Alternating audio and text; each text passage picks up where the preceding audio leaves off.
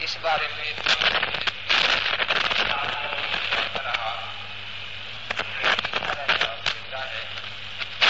لیکن 56 سال کے بعد اپنی کتاب نے لکھا کہ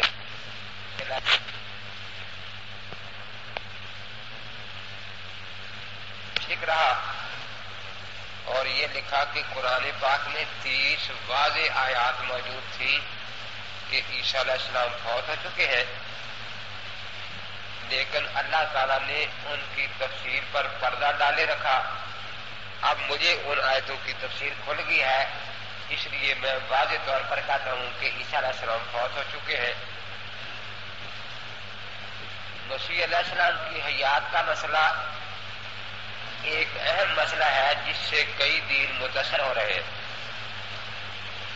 کیونکہ یہودی، عیسائی، مسلمان، قادیانی، یہ چاروں مذاہب یقین رکھتے ہیں کہ 2 مسیح دنیا میں آنے والے ہیں، ایک مسیح صادق اور ایک مسیح کاذب جس کو دجال کہتے ہیں۔ پھر ان چاروں دینوں کا اس بات پر بھی اتفاق ہے کہ مسیح کاذب قتل ہوگا لیکن مسیح صادق قتل نہیں ہوگا۔ اب یہودی یہ کہتے ہیں کہ سیدہ مریم کا بیٹا جس نے مسیح ہونے کا دعویٰ کیا، چونکہ انہیں ہم نے صلیب پر مار دیا اس لیے وہ جھوٹا مسیح تھا، معاذ اللہ۔ ابھی تک وہ سچے مسیح کے انتظار میں ہے اور بیت المقدس میں ایک کنواری لڑکی کو ہمیشہ بٹھائے رکھتے ہیں کہ شاید کب مسیح پیدا ہو جائے، اس لیے وہ عیسیٰ علیہ السلام کو مسیح کاذب کہتے ہیں۔ عیسائیوں نے اس بارے میں اختلاف کیا، جو یہودیوں کی افواہ سے متاثر ہو گئے وہ تو یہ کہتے ہیں کہ مسیح علیہ السلام صلیب پر مرے، لیکن وہ جھوٹے مسیح نہیں تھے کیونکہ دوبارہ زندہ ہو کر پھر آسمانوں پر جا بیٹھے اور قیامت کے قریب دوبارہ تشریف لائیں گے اور پھر یہودیوں کا قتل عام کریں گے۔ مسلمان اس بات میں یہی کہتے ہیں کہ جو عیسیٰ ابن مریم ہے یہ سچے مسیح تھے اور یہی دوبارہ تشریف لائیں گے، کیونکہ قرآن پاک مسیح علیہ السلام کے مشہور واقعہ صلیبی کے بعد نازل ہوا ہے، عیسائیوں یہودیوں کے مذہب کے بعد آیا ہے، اس لیے یہ آخری فیصلہ کن کتاب ہے۔ اس کے فرائض میں یہ بات شامل تھی کہ ان کے جو غلط عقیدے ہیں ان کی اصلاح کی جائے اور جو صحیح عقیدے ہیں ان کی تائید کی جائے۔ ضد یہاں نہیں ہے، اب موسیٰ علیہ السلام خدا کے سچے نبی ہیں، یہودیوں کی خوب برائیاں قرآن نے بیان کی ہیں، لیکن اس ضد میں آ کر موسیٰ علیہ السلام کی نبوت کا انکار نہیں کیا، ان کو سچا نبی ہی مانا ہے۔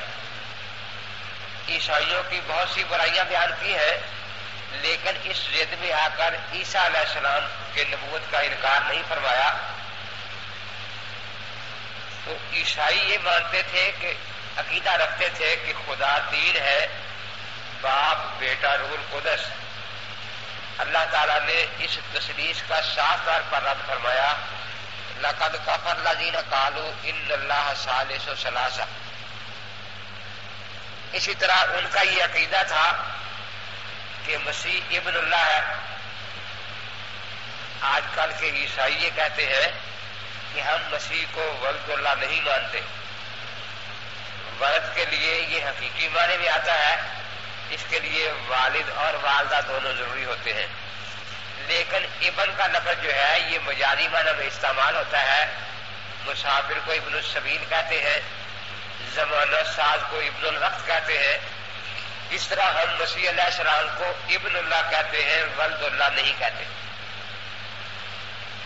لیکن پولس نے جو کرنتھیوں کو خط لکھا ہے اس میں خاص طور پر یہی لفظ ہے کہ مسیح جو خدا سے مولود ہوا اور خدا کا بیٹا ہے۔ تو بہرحال آج کل کے عیسائی یہ تعبیر کرتے ہیں کہ ہم مسیح کو ولد اللہ نہیں مانتے، ابن اللہ مانتے ہیں۔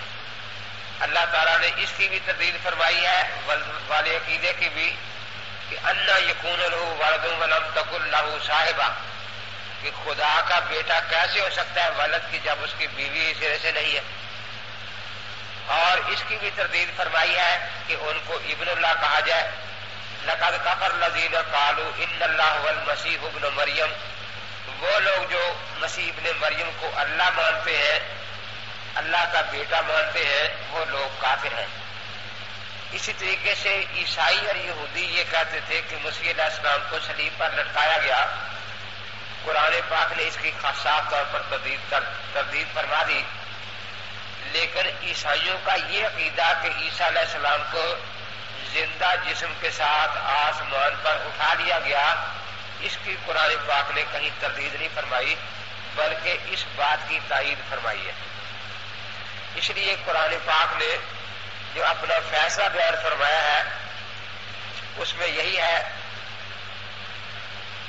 فَبِمَا نَقْضِهِمْ مِيثَاقَهُمْ وَكُفْرِهِمْ بِآيَاتِ اللَّهِ وَقَتْلِهِمُ الْأَنبِيَاءَ بِغَيْرِ حَقٍّ، کہ یہودیوں نے اللہ تعالیٰ سے کیے ہوئے وعدے توڑ ڈالے، اس لیے اللہ کی طرف سے ان پر لعنتوں کی بارش برسنی شروع ہو گئی.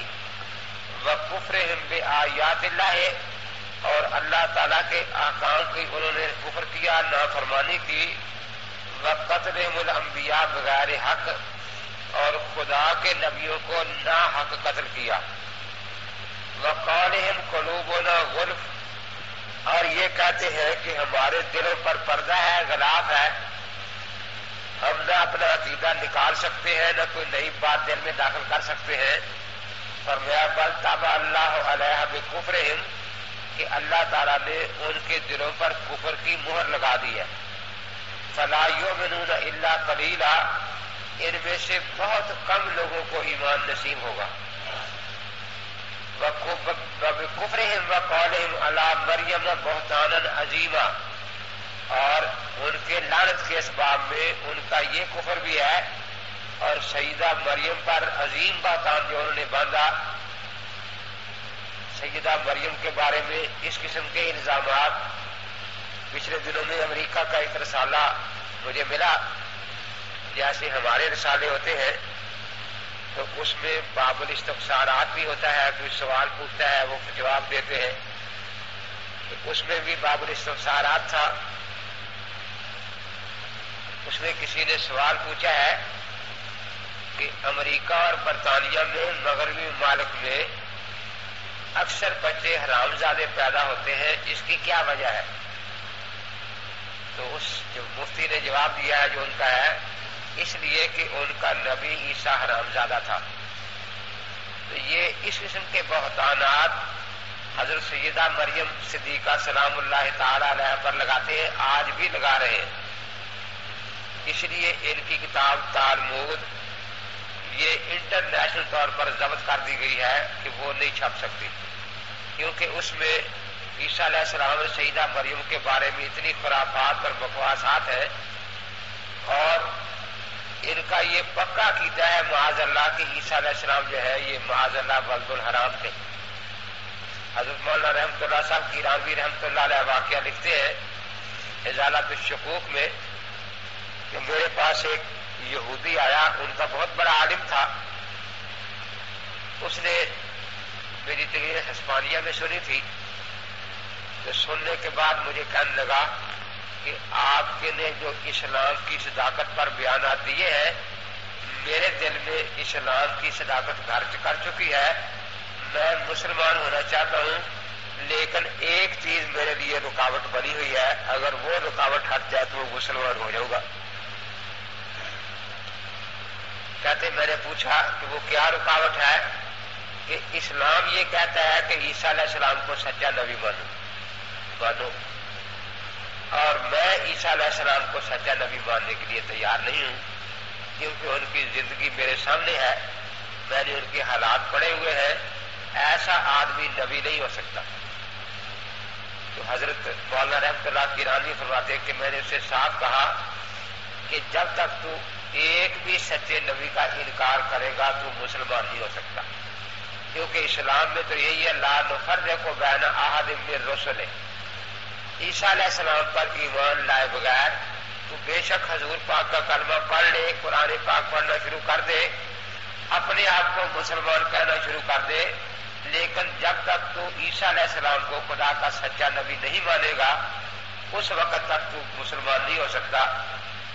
کہتے ہیں کہ پھر میں نے قرآن پاک سے عیسیٰ علیہ السلام کے جب حالات سنائے تو کہنے لگے پھر یہ عیسیٰ تو کوئی اور ہے، وہ عیسیٰ نہیں جس کے حالات ہمیں سنائے گئے ہیں۔ اگر واقعی عیسیٰ علیہ السلام ایسے ہیں، وہ روح اللہ ہے، کلمت اللہ ہے، وجیہن فی الآخرہ ہے، تو پھر ان پر ایمان میں لاؤں گا۔ چنانچہ اس کے بعد پھر وہ ایمان لایا۔ تو اس لیے سیدہ مریم پر جو یہودی الزامات لگاتے تھے وہی مرزا قادیانی لگاتا تھا۔ اس نے بھی اپنی کتاب میں یہی لکھا ہے کہ سیدہ مریم کی منگنی یوسف نجار کے ساتھ ہو گئی، لیکن نکاح سے پہلے مریم حاملہ ہو گئی۔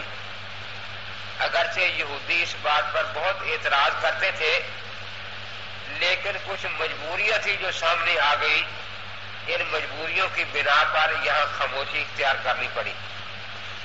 تو وہ بھی اپنی کتاب میں یہی بکواس کرتا ہے جو یہودی کرتے ہیں۔ اللہ تعالی نے اس بکواس کو اسباب لعنت میں فرمایا، وَقَوْلِهِمْ عَلَىٰ مَرْيَمَ بُهْتَانٌ عَظِيمٌ وَقَوْلِهِمْ إِنَّا قَتَلْنَا الْمَسِيحَ عِيسَى ابْنَ مَرْيَمَ رَسُولَ اللَّهِ، اور فرمایا کہ مسیح علیہ السلام کی وفات کا عقیدہ رکھنا صرف یہ قول زبان سے یہ بات نکالنا یہی کفر کے اسباب میں سے ہے اور لعنت کے اسباب میں سے ہے۔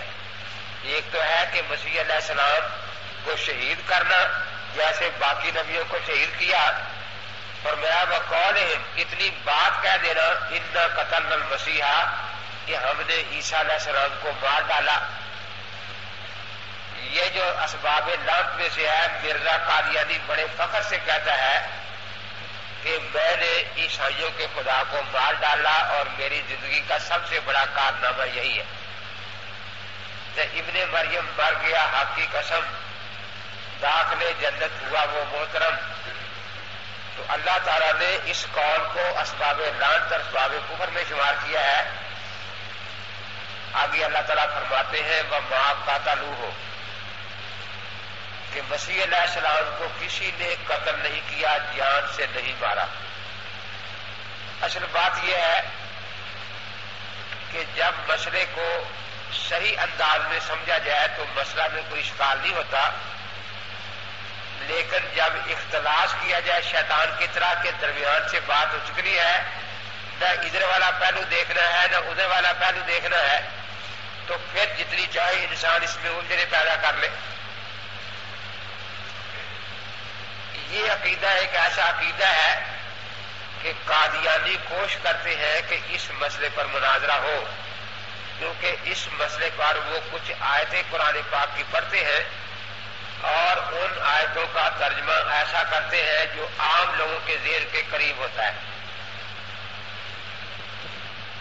چنانچہ میرے ساتھ جو مناظرہ ہوا منشا کا تھا، کہتا تھا میں 32 مناظرے پہلے کر چکا اس مسئلے پر، یہ میرا 33واں مناظرہ ہے۔ میں نے کہا کہ آپ اپنے مربی کے پاس جائیں، وہ ربے سے آیا ہے، وہاں سے 20-25 ساتھی ساتھ لیا، کیونکہ بعد میں تو شاید یہ کہے کہ میں اکیلا تھا اس لیے میں ڈرتا رہا، بات کھل کے نہیں کر سکا، اور اس کی مدد بھی تیرے ساتھ ہو جائے، پھر اکٹھے مل کر آ جاؤ۔ تو چلو آج دیکھ لیتے اس بات پر۔ اس پر ہمارے اچھے اچھے لوگ مناظرہ کرنے سے گھبراتے ہیں، وہ اسی لیے کہ اس میں ہم جیت بھی جائے تو وہ ہماری شکست ہوتی ہے، فتح نہیں ہوتی، کیونکہ قادیانی قرآن کی آیتیں پڑھتے ہیں، سامنے جو لوگ بیٹھے تو ان پڑھ ہوتے ہیں۔ اب زیادہ سے زیادہ مسلمان عالم یہی کہے گا نا کہ بھائی یہ ترجمہ غلط ہے، ان کو کوئی پتہ نہیں کہ ترجمہ غلط کیا اور صحیح کون سا ہے۔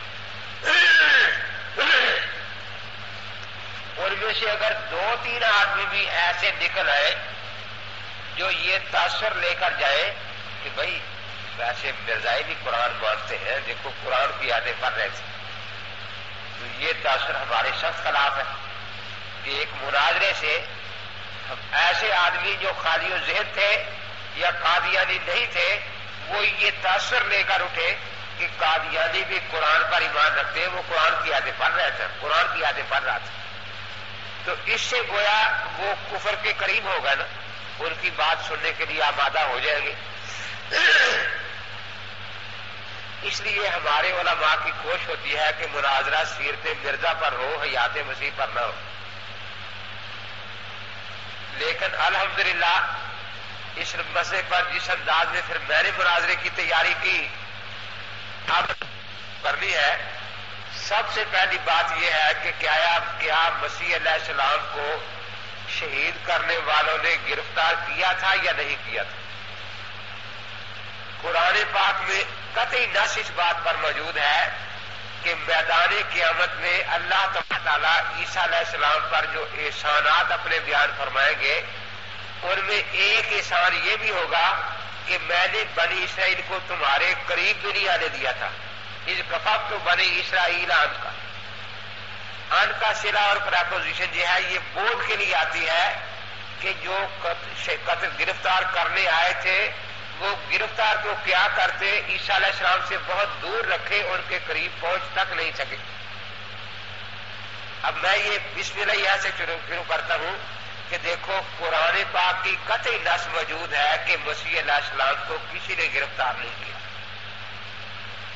سارے مسلمان اسی عقیدے پر ہیں کہ مسیح علیہ السلام کی گرفتاری نہیں ہوئی، کہ حضور نبی اقدس صلی اللہ علیہ وسلم 13 صدیوں کے مجددین، محدثین، فقہاء سب کے سب اسی عقیدے پر ہے، لیکن مرزا غلام احمد قادیانی قرآن کا منکر ہے، نبی پاک کا منکر ہے، 13 صدیوں کے مجددوں کا منکر ہے، اور سب مسلمانوں کے اس یقین کے خلاف یہودیوں کی بات مانتا ہے کہ مسیح کو گرفتار کر لیا گیا تھا۔ اب قرآن کہتا ہے کہ مسیح گرفتار نہیں ہو سکے، اور مرزا غلام احمد قادیانی قرآن نہیں مانتا، یہودیوں کی بات مانتا ہے۔ اب وہ چاہتے تھے نا کہ ہم قرآن کا نام لے کر لوگوں کو دھوکہ دیں گے، لیکن یہاں میں بات پہلے ہی صاف کرنا شروع کرتا ہوں کہ مرزا بالکل قرآن کو نہیں مانتا، قرآن کا مخالف ہے، یہ قرآن کے مقابلے میں یہودیوں کی بات مانتا ہے۔ پھر یہودی یہ کہتے ہیں کہ ہم نے معاذ اللہ گرفتار کرنے کے بعد عیسیٰ علیہ السلام کو بہت ذلیل اور رسوا کیا، ان کے سر پر کانٹوں کا تاج رکھا گیا، ان کی داڑھی میں شراب ڈیلی گئی، اور ان کی آنکھوں پر پٹی باندھ دی گئی، کوئی ادھر سے آ کر نیزے کا زخم دیتا تھا، کوئی ادھر سے تلوار کا زخم دیتا تھا، اور پوچھتا تھا کہ اگر تو خدا کا بیٹا ہے تو بتا تجھے کس نے مارا ہے، تو خدائی دعویٰ کرتا ہے، اور اتنا ذلیل اور رسوا کیا حضرت عیسیٰ علیہ السلام کو۔ مرزا غلام احمد قادیانی بھی یہودیوں کی یہی بات مانتا ہے، اور یہ ساری باتیں اپنی کتاب مسیح ہندوستان میں لکھتا ہے کہ عیسیٰ علیہ السلام کو پکڑ لیا گیا اور ان کے سر پر کانٹوں کا تاج رکھا گیا، جبکہ قرآن پاک کی واضح نص موجود ہے وجیہن فی الدنیا والآخرہ، کہ مسیح علیہ السلام اس دنیا میں جب تک رہے ہیں باوجاہت اور باوقار رہے ہیں، ان کو کسی نے رسوا اور ذلیل نہیں کیا۔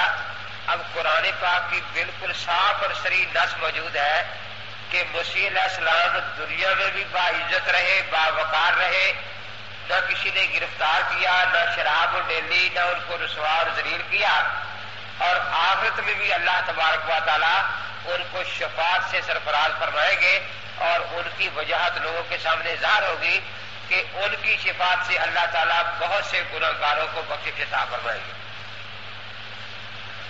اب قرآن پاک یہ مانتا ہے کہ مسیح علیہ السلام وجیہن فی الدنیا والآخرہ ہے۔ نبی اقدس صلی اللہ علیہ وسلم، تمام مسلمان 13 صدیوں کے مجددین اسی بات پر ہے، کسی ایک مسلمان نے بھی اس بات کا انکار نہیں کیا، لیکن مرزا غلام احمد قادیانی قرآن کا منکر ہے، اسلام کا دشمن ہے، نبی کی باتیں بالکل نہیں مانتا، 13 صدیوں کے مجددوں کو بھی مشرک اور بے دین کہتا ہے جو حیات مسیح علیہ السلام کے قائل تھے، اور یہ یہودیوں کی بات پر پکا ایمان رکھتا ہے کہ مسیح علیہ السلام کو ذلیل کیا گیا، رسوا کیا گیا۔ اتنی رسوائی اور ذلت کے بعد یہودی یہ کہتے ہیں کہ پھر ہم نے مسیح علیہ السلام کو صلیب پر مار دیا۔ قرآن کہتا ہے وَمَا قَاتَلُوهُ، مسیح علیہ السلام کو کسی نے جان سے نہیں مارا۔ یہ عقیدہ ہی غلط ہے کہ مسیح علیہ السلام فوت ہو گئے۔ قتل کا لفظ انگریزی کے لفظ کل کے ہم معنی ہے، ایک ضربہ یضرب ہے تھپڑ وغیرہ مارنا کسی کو، ایک قتل کا لفظ ہے کسی کو جان سے مار دینا، گلا گھونٹ کر مار دو اس کو بھی قتل کہتے ہیں، تلوار سے ٹکڑے کر دو اس کو بھی قتل کہتے ہیں، آگ سے جلا دو اس کو بھی قتل کہتے ہیں، پانی میں گوتے دے دو تو بھی اس کو قتل کہتے ہیں۔ یعنی کسی کو جان سے مار ڈالنے کو عربی زبان میں لفظ قتل کہتے ہیں، انگریزی میں لفظ کل کہتے ہیں۔ تو اللہ تعالی نے فرمایا کہ وَمَا قَاتَلُوهُ، مسیح علیہ السلام کو کسی نے جان سے نہیں مارا۔ اب قتل کے مختلف ذریعے ہو سکتے ہیں۔ یہ لوگ جو دعویٰ کرتے ہیں کہ مسیح علیہ السلام کو ہم نے مار ڈالا، ان کا دعویٰ یہ ہے کہ ہم نے صلیب پر مارا ہے۔ تو اللہ تعالیٰ ترقی کر کے فرماتے ہیں وَمَا صَلَبُوهُ، مسیح علیہ السلام کو سرے سے لکڑی پر لٹکایا ہی نہیں گیا، مرنا تو بعد کی بات ہے نا۔ یعنی یہی بات غلط ہے کہ عیسیٰ علیہ السلام کو کسی نے صلیب پر لٹکایا ہے۔ تو قرآن پاک کی یہ صریح نص ہے کہ مسیح علیہ السلام کو سرے سے صلیب پر لٹکایا ہی نہیں گیا۔ لیکن مرزا قادیانی قرآن کا منکر ہے، وہ اپنی کتاب مسیح ہندوستان میں لکھتا ہے کہ عیسیٰ علیہ السلام 6 گھنٹے 2 چوروں کے درمیان صلیب پر لٹکتے رہے اور یہ نعرہ لگاتے رہے ایلی ایلی لما شبقتنی، اے اللہ تو نے مجھے کیوں چھوڑ دیا۔ یہ اصل فکرہ کیا ہے؟ آج کل جتنی بائبلیں چھپ رہی ہے اس میں ایلی ایلی لما شبقتنی شین کے ساتھ چھپ رہا ہے، لیکن کچھ پرانے نسخے دو میرے ہاتھ لگے جس میں شین کے ساتھ ہے سبقتنی۔ اس لیے اب ان دونوں جملوں میں کیا فرق ہے وہ اگلی آیت میں میں عرض کرتا ہوں۔ فرمایا کہ مسیح علیہ السلام کو سرے سے کسی نے لکڑی پر لٹکایا ہی نہیں۔ اب بات یہ ہے کہ جب مسیح علیہ السلام کو کسی نے لکڑی پر لٹکایا ہی نہیں اور نہ وہ مرے ہیں، تو آخر یہ افواہ جو اتنی بڑی پھیل گئی، عیسائی بھی کہتے ہیں وہ لکڑی پر اس صلیب پر لٹکائے گئے، یہودی بھی کہتے ہیں کہ لٹکائے گئے، تو اس افواہ کی وجہ کیا بنی؟ کیوں ایسی بات ہو گئی؟ تو آگے اللہ تعالیٰ لاکن استدراک کے لیے لا رہے ہیں کہ لاکن سے پہلے جس فعل کی نفی ہوتی ہے کسی سے، لاکن کے بعد اسی فعل کا کسی دوسرے کے لیے اس بات ہوتا ہے۔ مثلا کوئی آپ سے پوچھتا ہے کیا علامہ خالد محمود صاحب تشریف لائے ہیں آج کل مدارس میں؟ آپ کہتے ہیں نہیں، مگر شیخ الحدیث صاحب، تو اب 7 لفظ لگے شیخ صاحب تشریف لائے ہیں۔ جس چیز کی پہلے نفی تھی اس کا بھی اس بات ہوگا نا، جس کا اس بات تھا اس کی نفی ہوگی۔ تو لاکن اس ادراک کے لیے ہوتا ہے، اس لیے تقدیر کلام یوں بنے گی وَلَٰكِن قَاتَلُوا وَصَلَبُوا مَنْ شُبِّهَ لَهُمْ، کہ کسی آدمی کو مارا ضرور گیا ہے، انہوں نے اس پھانسی پر لٹکایا بھی ہے اور وہ پھانسی پر مرا بھی ہے۔ وَلَٰكِن شُبِّهَ لَهُمْ، تو قَاتَلُوا وَصَلَبُوا اس سے پہلے تقدیر نکلے گی نا کلام کی، کہ انہوں نے مارا ہے کسی کو اور اس پھانسی پر لٹکا کر مارا ہے۔ من شُبِّهَ لَهُمْ، جو ان کے سامنے مسیح علیہ جیسی شکل کا آدمی تھا، یعنی ایک مسیح مسیح تھا جس کی شکل مسیح علیہ السلام جیسی بن گئی تھی۔ اب اس بارے میں خود روایات میں اختلاف ہے کہ جو آدمی صلیب پر مرا ہے وہ مومن تھا یا منافق تھا۔ بعض روایات میں یہ ہے کہ وہ یہودا اسکریوتی تھا، مسیح علیہ السلام کے 12 حواریوں میں سے یہ منافق تھا جس نے 30 روپے رشوت لی پولیس سے اور ان کو بتایا کہ مسیح علیہ السلام فلاں جگہ ہے، اور یہ بتایا کہ میں آگے آگے جاتا ہوں آپ پیچھے آ جائیں۔ اور میں اس کمرے میں جاؤں گا، آپ وہاں مسیح کو پکڑ لیں آ کر۔ تو وہ 30 روپے اس نے رشوت بھی لی، پھر آگے چلا گیا۔ بعد میں پولیس وہاں داخل ہوئی، جب پولیس اندر پہنچی تو وہاں ایک ہی آدمی تھا، دو نہیں تھے۔ اب پولیس والے یہ کہہ رہے تھے، اس کی شکل کہتے تبدیل ہو چکی تھی، کوئی تو کہتا تھا کہ یہ ایک آدمی ہے، وہ جو رشوت والا ہے وہ کہاں گیا مخبر ہمارا، کوئی کہتے تھے یہ مسیح ہے، کوئی کہتے تھے یہ مخبر ہے۔ آخر جو تھانے دار تھا اس نے کہا کہ ہمیں اس سے کیا غرض، جو ہے اس کو پکڑ کر پھانسی دے دو تاکہ جو ہمیں حکم ملا ہے وہ پورا ہو جائے، جس کی تفتیش کرنے کی ضرورت نہیں۔ اور مسیح علیہ السلام کے سارے حواری باقی جو 11 تھے وہ پہلے بھاگ چکے تھے، مسیح کو پہچاننے والا کوئی آدمی وہاں موجود نہیں تھا۔ یہ جو پولیس پکڑنے آئی تھی، یہ یاد رکھے کہ یہ اس وقت وہاں حکومت رومیوں کی تھی، پولیس رومی تھی، اور عیسیٰ علیہ السلام اسرائیلی تھے، اسی لیے پولیس جو تھی اس کو پہچان نہیں تھی کہ مسیح کون ہے، انہیں 30 روپے رشوت دینی پڑی۔ اب یہ پولیس جو پکڑ کر لے جا رہی ہے، ان میں ایک بھی اسرائیلی آدمی نہیں ہے کہ جو پہچان سکے کہ جس آدمی کو ہم پکڑنے آئے ہیں یہی وہی ہے یا کوئی اور ہے۔ اس لیے انہیں خود اس میں شک ہو گیا کہ یہ کون ہے، لیکن انہوں نے کہا کہ ہم نے حکم پورا کرنا ہے۔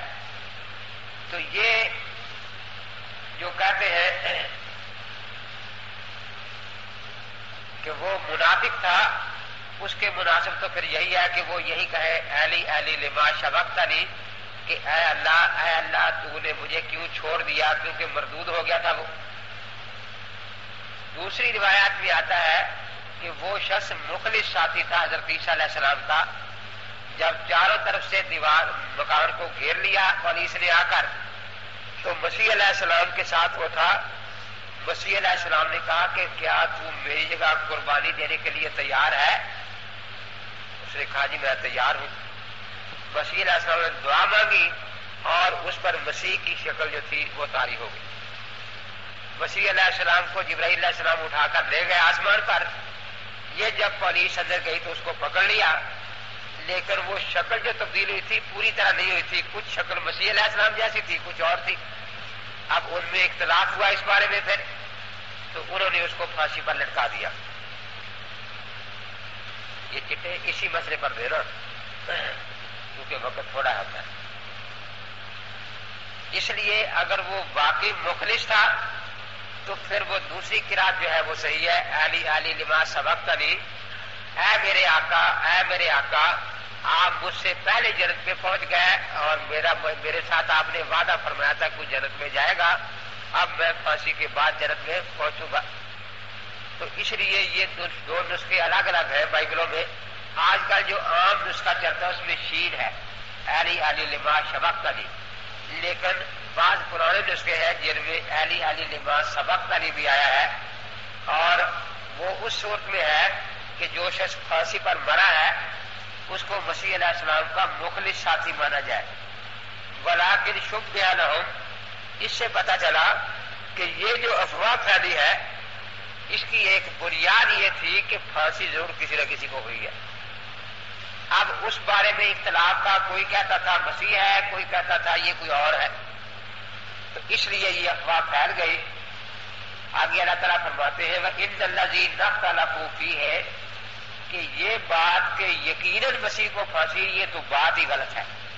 خود پھانسی دینے والوں میں اختلاف تھا کہ یہ آدمی کون ہے جس کو ہم پھانسی دے رہے ہیں۔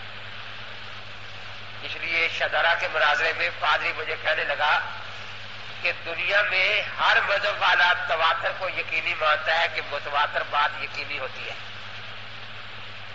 اور قرآن پاک نے تواتر کا انکار کیا ہے۔ عیسائی یہودی دو مذہبوں کا تواتر یہ ہے کہ عیسیٰ علیہ السلام کو پھانسی پر چڑھا دیا گیا اور وہ پھانسی پر مر گئے، اور یہ تواتر جو ہے اس کا قرآن نے انکار کر دیا کہ یہ بات غلط ہے۔ تو میں نے اسے کہا کہ تو نے تواتر کا لفظ اگر کسی مولوی صاحب سے سن لیا تھا تو اس کی تعریف بھی پوچھ رہی تھی کہ تواتر کہتے ہیں کس کو ہے۔ میں نے کہا یہ تواتر نہیں ہے، افواہ ہے. افواہ فو کی جمع ہے نا، وہ بھی ہر منہ پر چڑھ جاتی ہے، وہ بھی یہی بات کہہ رہا ہے، وہ بھی یہی بات کہہ رہا ہے، وہ بھی یہی بات کہہ رہا ہے. افواہ. اور لوگ ان پڑھ جو تواتر کا معنی نہیں جانتے وہ افواہ کو بھی تواتر سمجھتے ہیں. اسی لیے انگریزی میں افواہ کے لیے لفظ ہے بیس لیس، کہ بے بنیاد.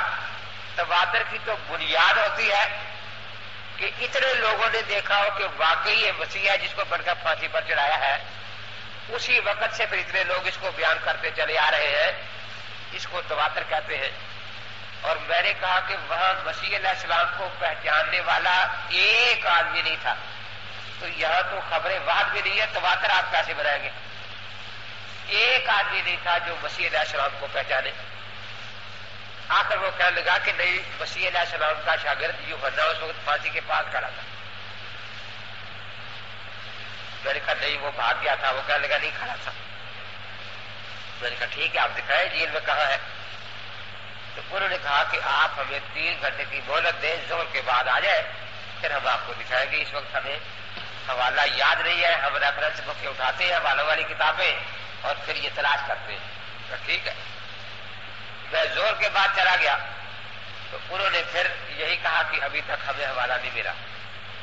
تو میں نے کہا میں تو یہاں مہمان ہوں، پھر میں نے چلے جانے کا.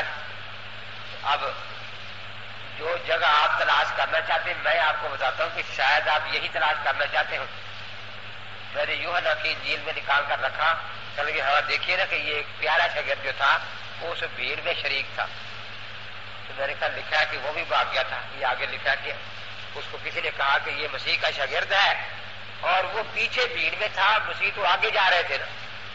وہ تو جیسے بھیڑ پیچھے چلی، پولیس آگے تھی، بھیڑ پیچھے تھی، اس میں تھا. اس میں دیکھا تو نہیں کہ یہ جس کو کون کر لے جا رہے یہ کون ہے. البتہ شاید وہ قریب جاتا پھانسی کے تو پھر شناخت کر لیتا، یا اسے بھی شبہ ہوتا کیونکہ شکل تبدیل تھی. لیکن کسی نے کہا کہ یہ مسیح کا شاگرد ہے. پولیس والوں نے اس کو پکڑنا چاہا، اس کی چادر سے باندھی تھی، چادر پر ہاتھ ڈالا تو چادر پولیس والوں کے ہاتھ میں رہ گئی اور وہ بیچارہ ننگا بھاگ گیا. تو میں نے کہا یہ ان کے اس مناظر کا نام تھا عنایت اللہ مجاہد، جو وہ مناظرہ کر رہا تھا. تو میں نے اسے کہا کہ تو یہ لفظ مجاہد کو بدنام کر رہا ہے، جس خدا کے، تم مسیح کو خدا کہتے ہو نا، جس خدا کے بندے 30 کھوٹے روپے میں خدا کو بیچ کر بھاگ جائے وہ مجاہد ہوتے. تم سے زیادہ ذلیل دنیا میں کوئی قوم ہے ہی نہیں. لیکن وہ اپنے آپ کو لکھتا ہے عنایت اللہ مجاہد، جو ان کا مناظر ہے، اور ہے وہ بھی گجرات کا اصل مناظر. تو آگے اللہ تعالیٰ فرماتے ہیں ان الذین اختلفوا فیہ لفی شک منہ، کہ یہ لوگ یہ کہتے ہیں کہ ہم نے پھانسی دی، خود ان میں اختلاف اور شک تھا کہ جس کو پکڑا ہے وہ کھایا کا کون. تو میں نے کہا تمہارے انگریزی قانون میں کم سے کم 2 آدمی پہچاننے والے چاہیے کہ بھئی ہمارے سامنے پھانسی ہوئی ہے، یہاں ایک بھی نہیں ہے.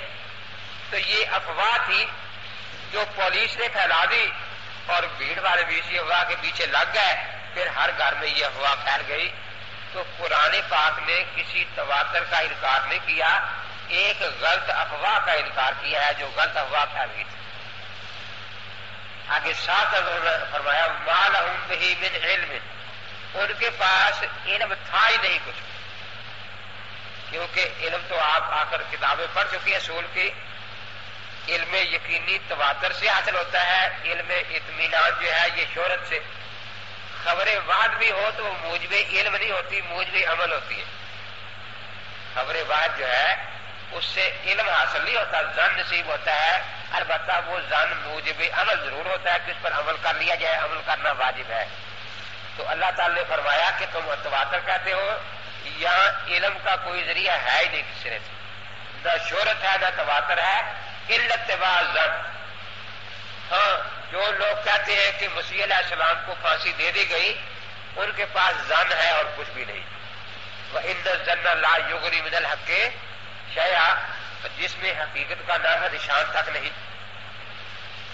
یہ بات تو صاف ہو گئی کہ مسیح علیہ السلام کو کسی نے سولی پر نہیں لٹکایا، چاہے جائے کہ مسیح علیہ السلام کو شہید کر دیا گیا ہو۔ لیکن اگلی بات یہ ہے کہ پھر افواہ کیوں پھیلی، اس کا جواب بھی دے دیا کہ کوئی اور آدمی صلیب پر مرا ہے۔ لیکن اب مسیح علیہ السلام کہاں گئے؟ وہ اگر فوت ہوئے ہیں تو اس واقعے کے بعد کسی کو ملے بھی تو نہیں نا، کسی کو ملتے شاگرد کو، خصوصی شاگرد کو ملتے ہیں اور پتہ چلتا کہ فلاں جگہ کسی نے مسیح علیہ السلام کو دیکھا، وہ کہاں گئے؟ اب اس کا اللہ تبارک و تعالیٰ نے جواب دیا وَمَا قَتَلُوهُ يَقِينًا بَلْ رَفَعَهُ اللَّهُ إِلَيْهِ۔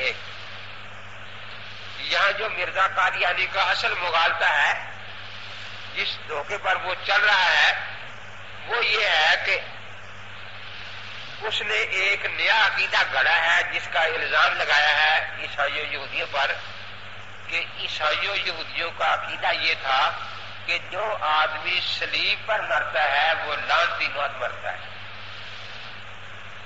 اس پر وہ حوالہ تورات کا دیتا ہے لیکن نامکمل دیتا ہے۔ تورات کے 5ویں حصے استثناء کے 18ویں باب میں یہ لکھا ہوا ہے کہ اگر کوئی آدمی ایسا کام کرے جو موجب لعنت ہو، جھوٹا نبی ہونے کا دعویٰ کرے یا زنا وغیرہ کرے شادی کا شدہ ہونے کے بعد، تو ایسے آدمی کو صلیب پر مار دیا جائے، وہ موت لعنتی موت ہے۔ تو اس موت کو لعنتی صلیب کی وجہ سے نہیں کہا گیا، اس لعنتی کام کی وجہ سے کہا گیا ہے۔ مرزا قادیانی نے اس سے یہ عقیدہ گھڑ لیا کہ جو بھی صلیب پر مرے، خواہ وہ نیک ہو یا بد ہو، صلیب پر مرنا ہی لعنت کی موت ہے۔ اب یہ پہلے اس نے ایک مفروضہ گھڑا کہ مسیح علیہ السلام کے بارے میں ان کا عقیدہ تھا کہ وہ لعنتی موت مرا۔ اللہ تعالی نے رفع کا لفظ استعمال کیا کہ نہیں، ان کو اللہ نے عزت کی موت دی تھی۔ اب وہ رفع کا معنی موت کرتا ہے، لیکن اس کے مقابلے میں جو مفروضہ ہے، حالانکہ یہ مفروضہ ہی سرے سے غلط ہے، کیونکہ وہ قرآن کا بھی منکر ہے، احادیث کا بھی منکر ہے، تورات اور انجیل کا بھی یہاں منکر ہے۔ وہاں بھی یہی لکھا ہے تورات میں کہ جس نے لعنتی کام کیا ہوگا اس کی موت لعنتی ہے۔ صلیب نہ کسی کو لعنتی بناتی ہے نہ مرحوم بناتی ہے۔ قرآن پاک میں یہ ہے کہ لَأُصَلِّبَنَّكُمْ فِي جُذُوعِ النَّخْلِ، اور احادیث میں ہے کہ وہ جو جادوگر تھے صبح کے وقت جادوگر تھے، کافر تھے، پھر ایمان لے آئے تو ان کو سولی پر مار دیا گیا اور وہ شہید کہلائے۔ اب دیکھیے جادوگر سولی پر مرے ہیں تو کسی کا عقیدہ نہیں کہ یہ لعنتی موت مرے ہیں، بلکہ سارے ان کو شہید کہتے ہیں۔ اس طرح صحیح مسلم شریف میں وہ لمبا قصہ ہے حضرت عبداللہ بن طامت کا جو پہلے زمانے میں تھا، اور اس کا باپ وزیر تھا بادشاہ کا۔ تو اس زمانے میں بادشاہ ایک جادوگر کو بھی رکھا کرتے تھے تاکہ وہ دشمنوں پر جادو کرتا رہے۔ تو وزیر کا بیٹا بڑا سمجھدار تھا، اس کو منتخب کیا گیا کہ پہلا جادوگر بوڑھا ہو گیا، پتہ نہیں کب مر جائے، اس لیے نیا جادوگر تیار کرنا چاہیے۔ تو وہ نیا اس وزیر کے لڑکے کو، جادوگر ایک اور تھا، اس کے پاس بھیجنا شروع کر دیا تاکہ یہ جادو میں کمال حاصل کرے۔ اب یہ روزانہ صبح جاتا تھا، شام کو واپس آ جاتا گھر۔ ایک دن جب جا رہا تھا تو دیکھا کہ راستے میں کوئی جگہ ہے، ایک مکان، اس میں بھی کچھ لوگ داخل ہو رہے ہیں۔ پوچھا کیا ہے کہ یہاں پڑھائی ہو رہی ہے، کہ بھئی یہ کیا ہے؟ تو وہ کوئی حضرت عیسیٰ علیہ السلام کا شاگرد تھا جو انجیل کی تعلیم وہاں دیتا۔ یہ لڑکا سارا دن سنتا رہا، اس تعلیم کی طرف اس کا دل زیادہ مائل ہو گیا۔ اب اس نے یہ قصہ شروع کر دیا کہ ایک دن ادھر جاتا ایک دن ادھر رہتا۔ اب جادوگر کا کچھ دنوں بعد پیغام آیا کہ شاگرد نہیں آ رہا، اس سے پوچھا کہ تو کہاں جاتا ہے؟ اس نے کہا کہ میں تو ایک اور جگہ پڑھتا ہوں آج کل. باپ نے پیٹا کہ وہی جاؤ. اب یہ وہاں جا رہا تھا پھر تو راستے میں اس دن عجیب واقعہ پیش آیا کہ ڈراؤنی شکل ہے، جانور ہے، لوگ اس سے ڈر رہے. اس نے دل میں سوچا کہ آج امتحان کا موقع آ گیا ہے. اس نے اللہ کے بارگاہ میں دعا کی کہ یا اللہ اگر جادوگر سچا ہے تو میں اس کے وسیلے سے دعا مانگتا ہوں اور پتھر مارتا ہوں یہ جانور مر جائے. اس نے اٹھا کے ایک پتھر مارا، وہ جانور نہیں مرا. اس نے کہا کہ یا اللہ وہ دوسرا آدمی جو انجیل پڑھاتا ہے اگر وہ سچا ہے تو میں اس کے وسیلے سے دعا مانگتا ہوں، پتھر پھینکتا ہوں. اس نے پتھر پھینکا تو جانور مر گیا اس پتھر سے. اب اس کو پکا یقین ہو گیا کہ یہ صحیح ہے اور وہ چیز غلط ہے. اب وہ روز اسے پیٹتے لیکن وہ پھر وہی جاتا پڑھنے کے. آ کر وزیر نے سوچا کہ ابھی تو بات مجھ تک ہے، جب بادشاہ پر کھل جائے گی بات اور اسے پتا چلا کہ یہ لڑکا جادو سیکھنے جا رہا تو بادشاہ مجھے بھی وزارت سے الگ کر دے گا. اس نے بادشاہ سے شکایت کر دی کہ میرا بیٹا تو بگڑ گیا ہے. اس کو بلایا. اس نے کہا کہ بھئی تو کس کو خدا مانتا ہے؟ کہ جو سچا خدا ہے، اور میں عیسیٰ علیہ السلام کو خدا کا سچا نبی مانتا ہوں. کہ تو مجھے سجدہ نہیں کرے گا؟ کہ نہیں میں تو تجھے سجدہ نہیں کرتا. کہ اچھا بھی لے جاؤ اس کو پہاڑ پر اور پہاڑ کی اوپر چوٹی سے گراؤ تاکہ مر جائے.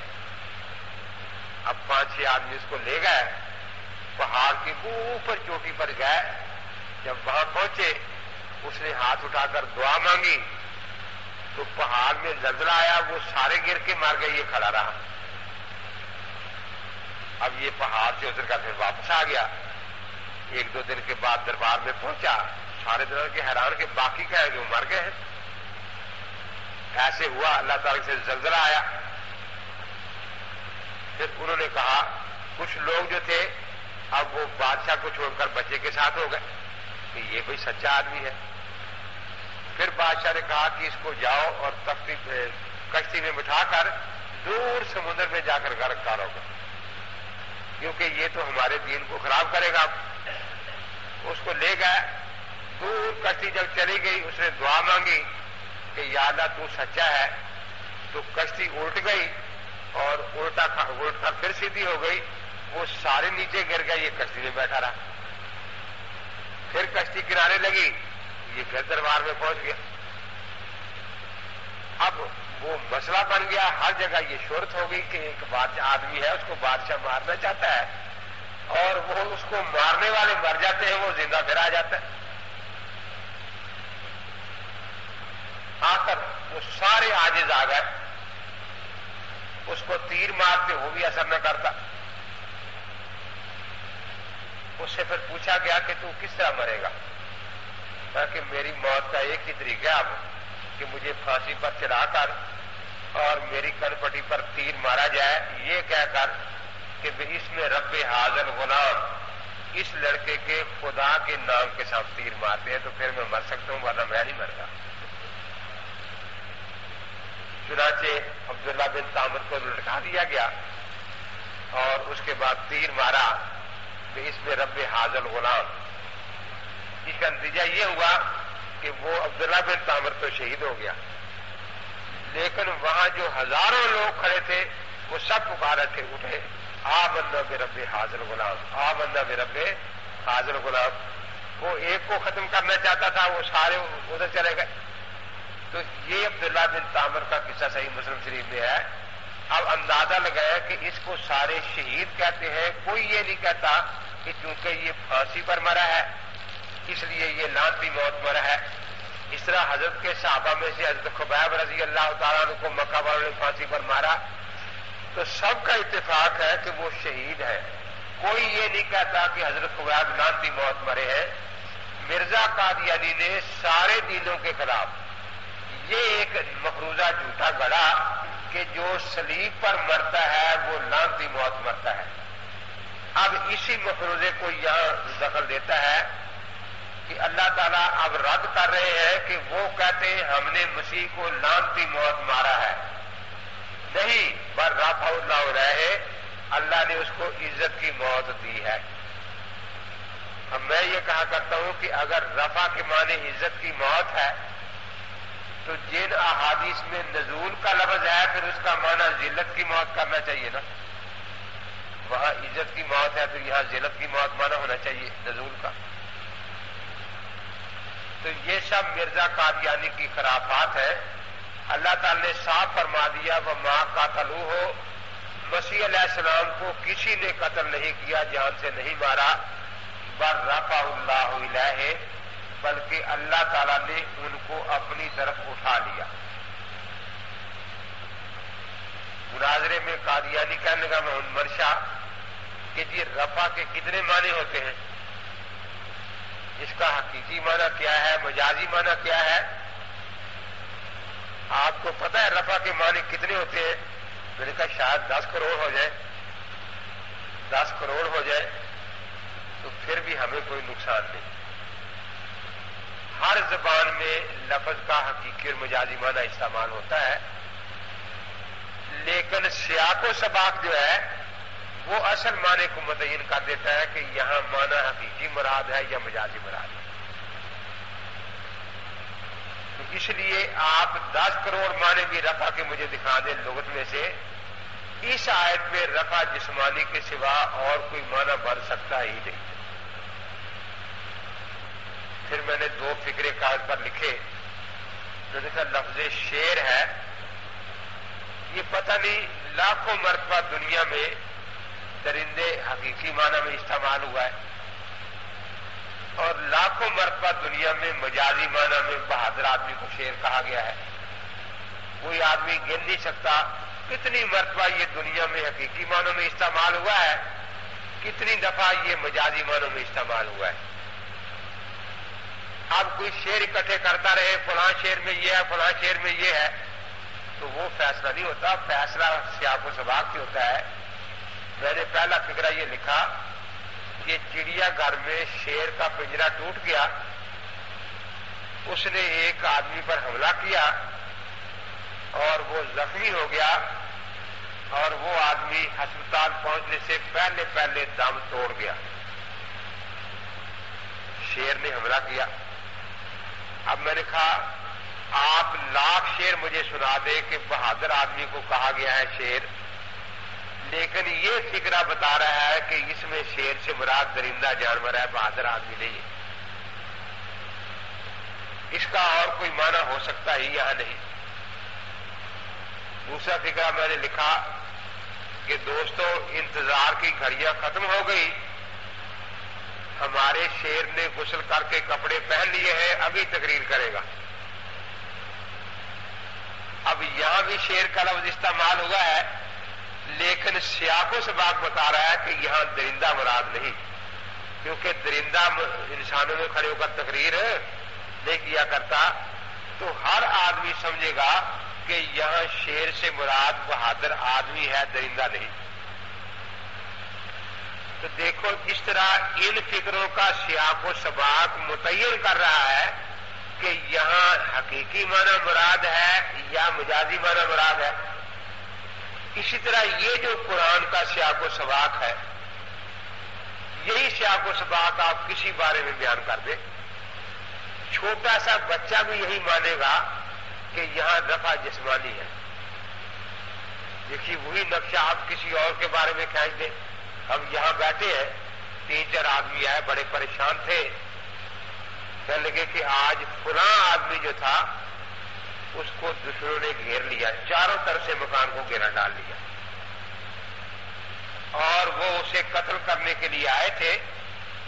عین موقع پر اس کے 2 دوست کار پر پہنچے اور اس آدمی کو اٹھا کر لے گئے. دیکھیں یہ وہی ماحول ہے نا. وہاں بھی حضرت عیسیٰ علیہ السلام جو ہے ان کو چاروں طرف سے گھیرا ہوا ہے اور وہ عیسیٰ علیہ السلام کو شہید کرنا چاہتے ہیں نا، یہی مقصد ہے نا ان کا. اب یہاں کوئی بچہ بھی یہ نہیں مانے گا کہ ان لوگوں نے گھر والے کو تو قتل کر دیا ہے والے جو تھے وہ اس کی چیئرمینی کو اٹھا کر کار میں رکھ کر لے گئے تھے، اس کے مرتبے کو، وہ چیئرمین تھا. یا وہ ڈاکٹر تھا، لوگوں نے اس ڈاکٹر کو تو قتل کر دیا، ٹکڑے کر دیے، لیکن اسی ڈاکٹری کار میں رکھ کر لے گئے تھے. تو کوئی بیوقوف بھی ایسی بات کہنے کو تیار نہیں ہوگا. وہ یہی کہیں گے کہ جس کو قتل کرنے آئے تھے جس ڈاکٹر کو، اسی ڈاکٹر کو زندہ سلامت کار میں بٹھا کر وہ لے گئے، تو تب ہی وہ ناکام ہوئے نا. تو یہاں بھی یہی حالت ہے کہ مسیح علیہ السلام کو دشمنوں نے گھیر رکھا ہے، شہید کرنے کے لیے اکٹھے ہیں. اللہ تبارک و تعالیٰ ایسے موقع کی خبر دے رہے ہیں کہ وہ ناکام رہے. اللہ تعالی نے مسیح علیہ السلام کو اپنی طرف اٹھا لیا. تو یہاں رفع جسمانی کے سوا اور کوئی معنی ذہن میں آ سکتا ہی نہیں. کوئی رفع کے کتنے معنی کر لے، لیکن یہاں سے آپ کو سباق یہی بتا رہا ہے کہ رفع جسمانی مراد ہے. تو فرمایا وما قتلوه یقینا بل رفع اللہ الیہ. وہاں لاکن اشتراک کا تھا، یہاں بل ابطالیہ آ گیا ہے. اب پہلی بات جو ہے وما قتلوه یقینا بل رفع اللہ الیہ، یہ بھی یاد رکھیں بل ابطالیہ ہے. پچھلا فکرہ پہلے کو باطل کرے گا. اب اگر روح کا اٹھانا مراد دیا جائے تو پہلے کو باطل بھی تو قتل ہو گیا نا، کیونکہ روح کا اٹھانا اور قتل ہونا یہ دونوں جمع ہو سکتے ہیں، یہ ایک دوسرے کو باطل نہیں کرتے. اگر درجہ بلند کرنا مراد ہو تو پھر وہ بھی قتل کے ساتھ جمع ہو سکتا ہے، تو خود شہید کا درجہ بلند ہو جاتا ہے. تو اللہ تعالی نے وہاں لاکن استدراک والا استعمال فرمایا، یہاں بل ابطالیہ استعمال فرمایا ہے کہ بل کے بعد جو فکرہ ہے وہ پہلے فکرے کو ایسا ہونا چاہیے کہ جس سے پہلا فکرہ باطل ہو جائے، نہ ہو. وما قتلوہ، اب یہاں قتل ہے، وہاں رفع ہے. رفع ایسا مراد لیا جائے گا کہ جو اس جسم کے بارے میں جو مسئلہ ہے اس کو ختم نہ کرے. اب اگر قتل وما قتلوہ تک تعلق جسم کے ساتھ ہے نا، اگر روح کا رفع مراد ہوگا تو جسم قتل ہو جائے، روح کا رفع پھر بھی ہو جاتا ہے، تو کسی چیز کا ابطال نہ ہوا.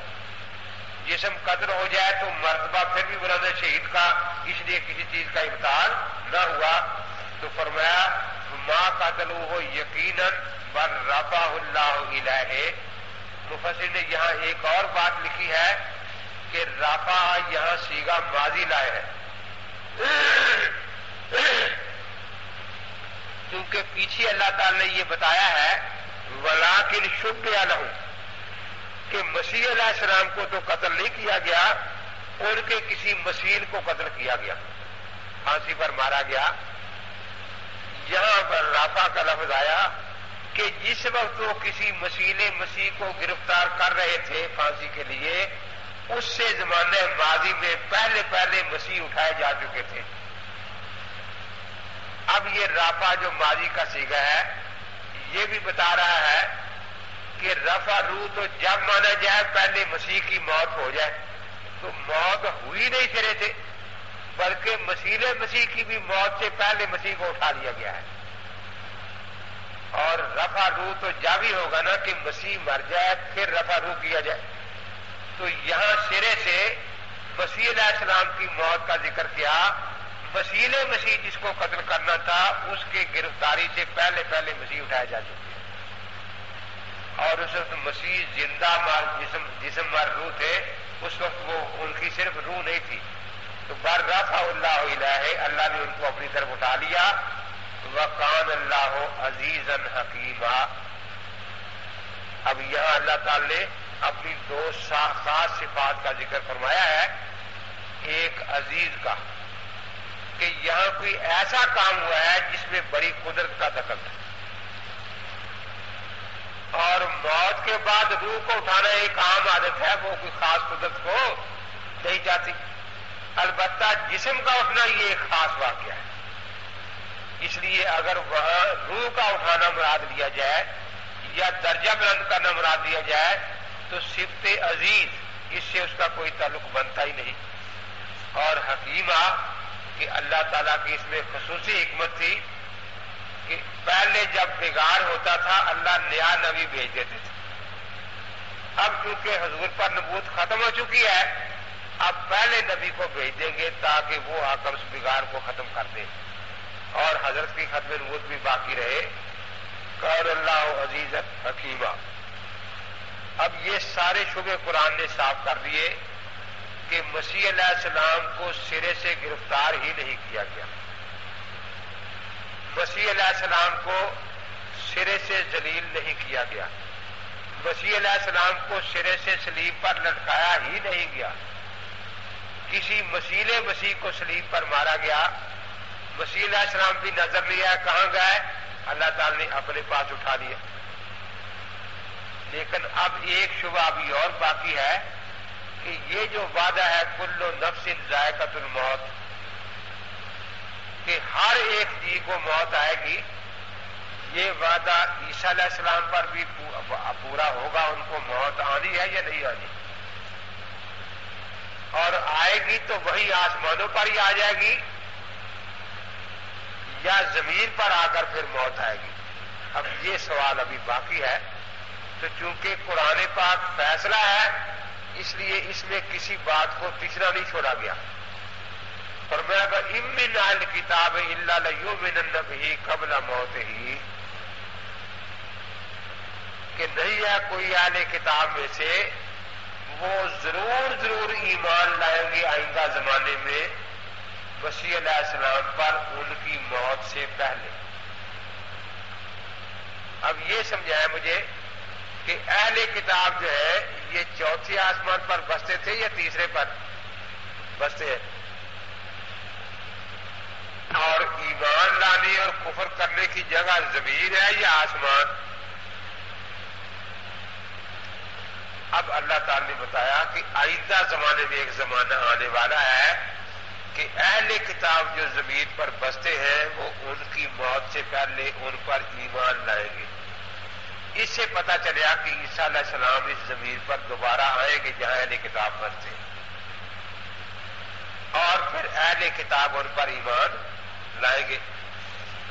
یہ آیت ہے جہاں عیسیٰ علیہ السلام کے لیے صاف اور واضح طور پر موت کا لفظ آ گیا قبل موت ہی.